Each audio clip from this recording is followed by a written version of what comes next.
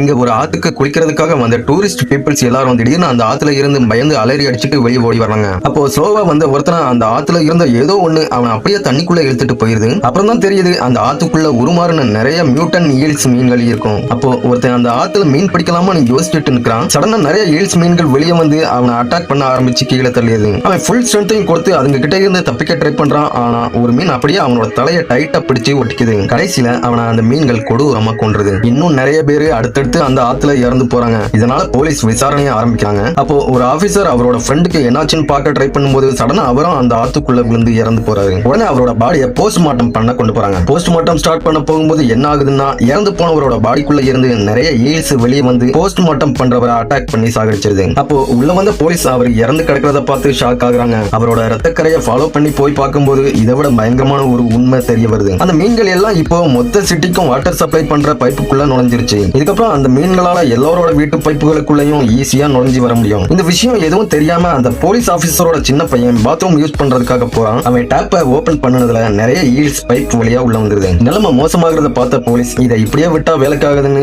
நேர water authority ஆபீசரை பார்க்க போறாங்க. அப்போ ஒரு போலீஸ் அந்த அதிகாரி கிட்ட ஈல்ஸ் மீன்களால மக்களுக்கு பெரிய ஆபத்து வரப்போகுதுன்னு மக்கள் எல்லாரையும் கொஞ்ச நாளைக்கு டேப்பை ஓபன் பண்ண வேணாம்னு இன்ஃபார்ம் பண்ண சொல்றாரு. ஆனா அந்த அதிகாரி அப்போ மக்கள் எல்லாருக்கும் இனிமே ஃப்ரீயா மீன்கள் கிடைக்க போகுதுன்னு கலாச்சிட்டு அதை சீரியஸா எடுத்துக்காம விட்டுடுறாரு. ஆனா அந்த போலீஸ் சொல்றதோட பின் விளைவுகளை பத்தி அவருக்கு தெரிஞ்சிருக்காது. அப்படியே அவரு அன்னைக்கு ஹாயா டாய்லெட்ல போய் உட்கார்றாரு. அப்போ அந்த ஈல்ஸ் மீன்கள் பைப் வழியா மேல வந்து டாய்லெட்னு கூட பார்க்காம அவரை பயங்கரமா அட்டாக் பண்ண ஆரம்பிக்குது. அப்போ அவரோட கதறல் சத்தம் அந்த பில்டிங் முழுக்க கேக்குது. இந்த சம்பவத்துக்கு அப்புறம் போலீஸே டைரக்டா மக்கள் யாரும் வீட்டை விட்டு வெளியே வர வேண்டாம்னு வாட்டர் பைப்பை எக்காரணத்தை கொண்டு துறக்க கூடாதுன்னு அனௌன்ஸ் பண்றாரு. ஆனா அந்த ஈல்ஸ் மீன்களோட இனப்பெருக்க வேகம் ரொம்ப அதிகமா இருக்கும். நிலங்கள்ல கூட அதால சர்வை பண்ண முடியுங்கிறதால நிலங்களையும் அந்த மீன்கள் இப்போ ஆக்கிரமிக்க ஆரம்பிக்குது. அப்போ ஒரு அம்மாவும் பொண்ணும் அந்த மீன்களை எதிர்த்து தைரியமா போராட முடிவு பண்றாங்க. அவங்க ரெண்டு பேரும் அவங்க வீட்டுக்குள்ள வந்த எல்லா ஈல்ஸ் மேலையும் ஆல்கஹாலை ஊத்தி தீயையும் பத்த வச்சு விட்டுறாங்க. அதுல நிறைய ஈல்ஸ் அப்படியே எரிஞ்சு சாம்பலாயிருது. இருந்தாலும் அந்த ஈல்ஸ் கூட்டம் அதிகமா வந்ததால அவ ஒரு ஏர் ப்ளோவரை யூஸ் பண்ணி சமாளிக்கா கொஞ்ச நேரத்துல அவங்க கார்டன் முழுக்க இருந்த ஈல்ஸ் எல்லாத்தையும் கிளீன் பண்ணிடுறாங்க. கடைசியில அந்த போலீஸ் ஆபீசரும் அதாவது அவளோட அப்பா அவங்க வீட்டுக்கு சேஃபா வந்துடுறாரு. ஆனா அவரோட கடைசி பையன் மாடியில ஒரு ரூம்ல அந்த ஈல்ஸ் கிட்ட மாட்டிக்கிறான்.